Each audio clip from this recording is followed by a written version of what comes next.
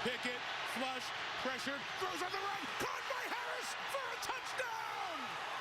Oh, what a play! And the Steelers take the lead! What a play by Kenny Pickett. What a play by Najee Harris. What a play by everybody. I'm just telling you, if Patrick Mahomes made this play, we'd be putting it right to the Hall of Fame. That's a Patrick Mahomes kind of magical moment in the clutch part of a football game that sets quarterbacks apart. And that touchdown made it 16-13, the Steelers winning over the Ravens in M&T Bank Stadium. Hi, everybody. Welcome to the Extra Point presented by Microsoft Surface. I'm Missy Matthews. A lot to digest as we head into the final week of the regular season, but we have to talk about that Sunday night matchup. Let's welcome in our panelists. We have Dale Lally of Steelers.com and SNR, Merrill Hodge, former Steelers great and friend of the program, and Mike Pursuta of the DVE Morning Show and also Steelers.com. Let's start with that play, just what they were able to do once again in the fourth quarter. Dale, your impressions of Kenny Pickett and company. Kenny Pickett, as we've now come to see, seems to have the clutch gene that you like to have in your quarterback. He was 10 for 21 for 108 yards going into that final drive, and then goes 5 for 6 for 60 yards. Had a couple of big third down conversions as well. Made some big time throws on the move, and I just think you're continuing to see the maturation process of this offense. Guys are learning that he's able to keep plays alive with his feet. And, we'd seen a lot of that early in Ben Roethlisberger's career, but not so much in the last 4 or 5 years of Roethlisberger's career. So I think guys kind of forgot what to do on the scramble drills a little bit. Now they're starting to figure it out, and Pickett's just extending those plays, keeping his eyes down the field, and making big-time throws. Merrill, they did this again last week against the Raiders. Back-to-back fourth-quarter drives, game winning something that is the first in NFL history. What have you made of Kenny Pickett's performance these last two games? Well, Missy, the one thing that I've always liked about Kenny Pickett is his poise and his ability to process things and be decisive and accurate. He manages things very, very well. I mean, Dale mentioned his ability to make throws on the run. I think is something that has gone actually unrecognized by him. Even come out of college, he was dynamic, outside of the pocket. And it's important to do all those things. And I think Dale mentioned, how Ben stopped doing that later in the career. At the end of the day, you win from the pocket. Okay, as exciting as those plays are on the perimeter, they don't win you championships. They can clearly win you some games. But at the end of the day, you got to win from structure. So let's just use the Raider one first. I mean, that's the kind of structure you got to see. He was decisive, made some beautiful throw. Now the touchdown that he ends up throwing against the Ravens, this is why players go in and watch tape. This is why coaches want to watch tape. He actually got himself in trouble. Like, he drifted over into pressure. So he created the pressure. There was no pressure on him. Actually, the pocket was perfect. And if he'd have stayed in the pocket, he probably throws to Pickens, who runs a beautiful slant route and just absolutely destroys the defender. Now, that being said, he's a rookie. And I can tell you this from experience, being down in an environment like that. Things are fast, things are blurry when you're a rookie. All this will calm down from him. And I guarantee you this, next year and the years going forward, he'll beat him from the pocket versus getting himself in trouble. Because once he got himself in trouble, then they instinctively reacted. Him and Najee Harris actually had that same moment earlier in the first quarter. He threw it to the bottom of his feet. It wasn't the same play. It was a similar kind of thing that ended up happening, but he makes a better throw. The defender plays it differently, and Najee and Kenny end up making a winning touchdown. But that's why they're going in today and watch tape, because they'll watch this from the end zone angle, which nobody gets to see. That's why TV lies and highlights really lie. And Kenny Pickett's not going to like what he did from the perspective of ruining the pocket, because he had a perfect pocket. Everybody had done a good job. There was actually no pressure on him. He drifted into pressure. Then he had to instinctively make something happen. So it's a good thing from this perspective. He makes somewhat of an error as a rookie. Okay, all rookies do those type of things. He was able to adjust that, which also speaks to his accuracy on the run, which is absolutely ridiculous. The way he can throw the football on the run. And he improvised and made a touchdown. And that's the positive thing, and you end up winning the game. And then, so you look at this going forward. I mean, he's going to grow from this. Okay, he's going to beat him from the pocket, in the future. And he's able to win right now with that lack of inexperience. So it's a win-win. I'm not undermining the actual play. I'm just giving it a perspective of what you get from this. That he could play much better. That really wasn't a situation. He actually got himself in that situation, which you'll see in tape. And they'll go over that. That's why you come in and watch tape and you grow from it. But what you also see in those situations, guys, is the poise that Pickett has had almost since day one. He doesn't act like a rookie. His motor, his heart rate, however you want to gauge it, it never gets too big for him. That's something the Steelers really valued, and one of the reasons why they drafted Kenny Pickett.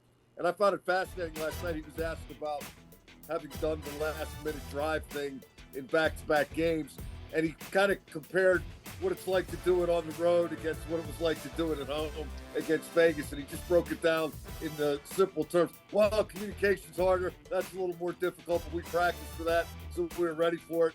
My job doesn't change. I get the ball to the open guy. We got to get it in the end zone.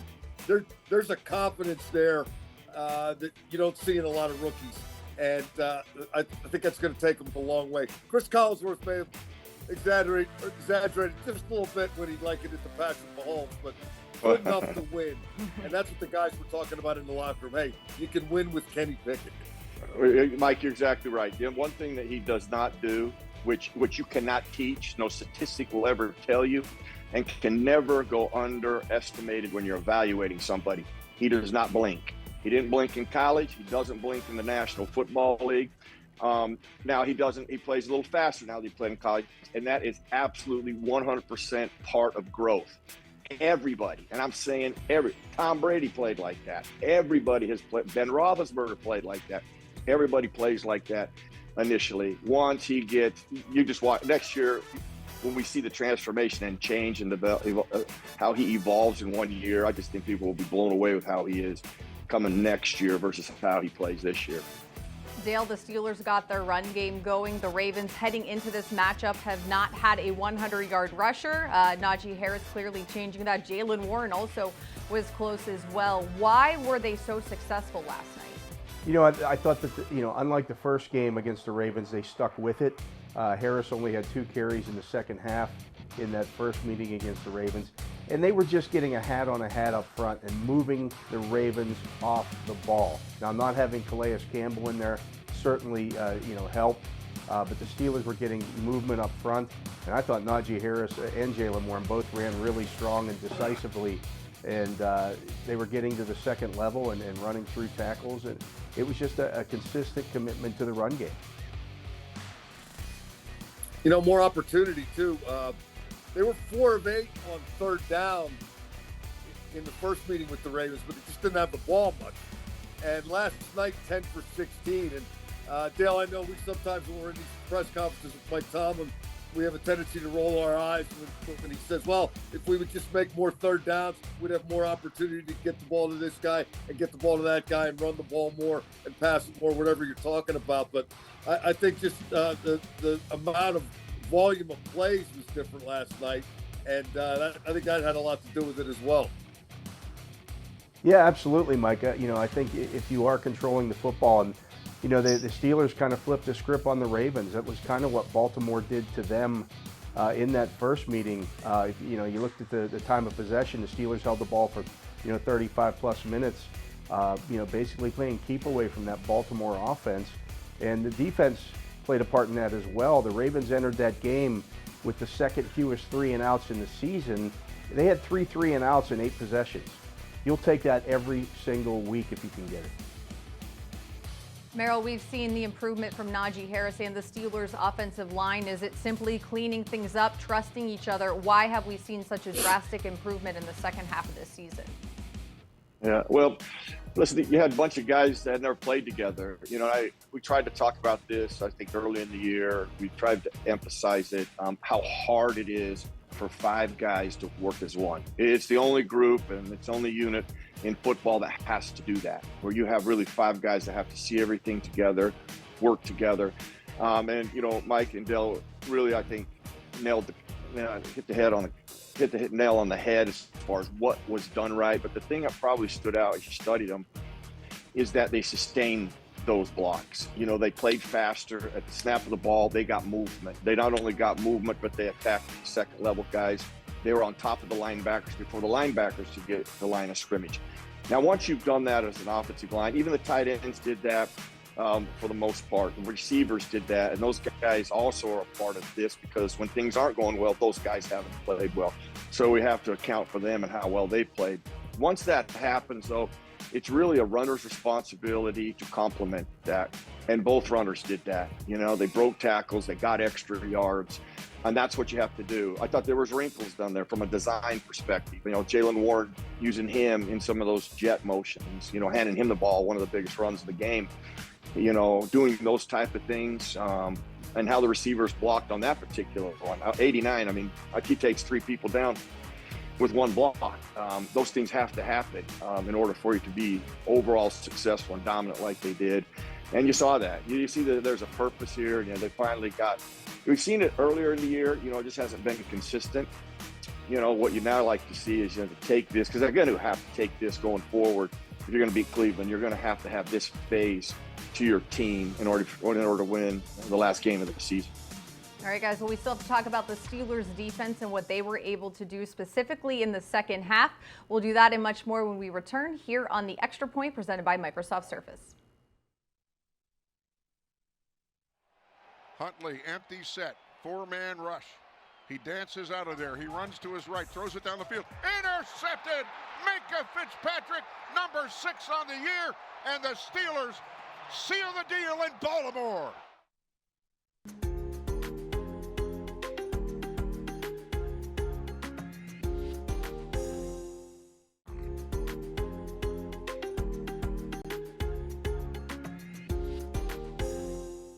Just being aggressive. I think that's the thing as a defense. We've been playing more aggressive, but when you play a zone read team, sometimes it kind of slows you down.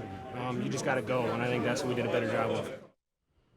Welcome back to the Extra Point presented by Microsoft Surface. Guys, in terms of the Steelers defense, we saw what TJ Watt and company did in the second half. Merrill, such a stark difference from their first meeting in week 14, specifically in terms of stopping the run. What changed and how were they successful? Well, I think they documented in the game pretty well, you know, how the Steelers chose personnel to match up better. And what that ultimately meant, you know, the Ravens will run the football a lot with 2 and 3 tight ends. In the previous matchup, week 14, even if they had 2 or 3 tight ends on the field, the Steelers kept their regular personnel. That means 3 down linemen, 4 linebackers, 4 DBs. Well, in this matchup, they went 4 down linemen, 4 linebackers, and 3 defensive backs.